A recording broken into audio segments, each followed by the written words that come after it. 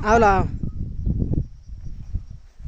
बजै नमस्कार। नमस्ते बजा। नमस्ते बाबु नमस्ते। सन्चै छौ भाग्यमा आने हुने तिम्रो आमा बताए तिमी भरिपूर्ण बाँचे सन्चै छौ नानी हो कस्तो नानी हो हजुर हजुर आमा हामी त सन्चै छौँ तपाईँ सन्चै हुनुहुन्छ सन्चै छु हामी बाबु त्यता पल्लो गाउँबाट आएको बजे तपाईले जमानामा के गर्नुहुन्थ्यो? ए बाबु जमानामा त के गर्ने गतिल खाना लाग्न पाइन्न थो भारी बोक्ने बतौलीबाट एखन भारी नुन बोकेर आउँथे बाबु चार भामा नानी थिए त्यो नानीहरूलाई मन्थेङराम घाँड्रे तिम्रो जमाना त जाति बिति राम्रो हो बाबु।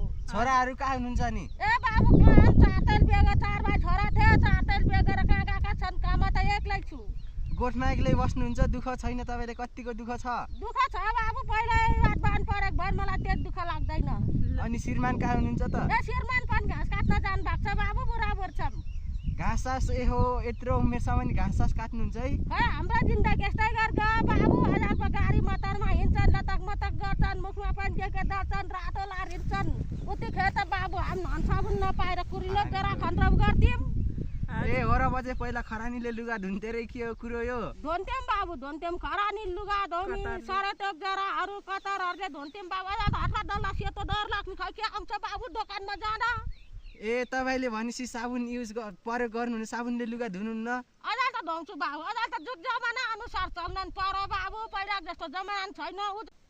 बजा यी गोराती रक्सी ल्याइदिएको थियौँ होइन बाबा के दुःख पाइथ्यौ त हो नानीहरूले छौ हो सम्झी छौ आशीर्वाद छ न।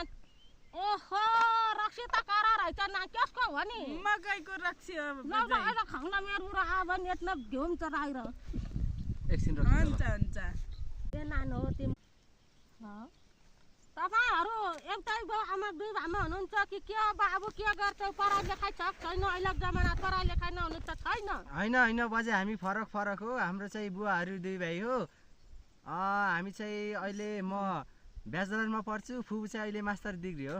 ल बधाई छ बाबु पढाइ लेखाइ गर अघि बढ सहर बजारमा घर गरेर ल्याऊ गाउँमा हामीले जस्तो दुःख नपाऊ पहिला जस्तो जमाना छैन है नानी हो। हजुर हजुर आमा हजुर।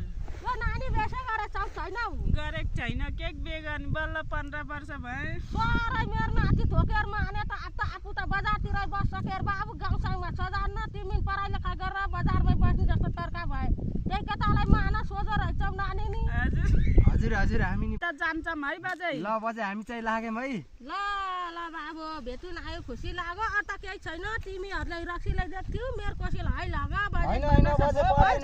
लग नानो लग चाखे प्रसाद हो लेखको दिदी बजे त साह्रै मनकारी हुँदो रहेछ। ल बजे आफ्नो ख्याल राख्नु ल।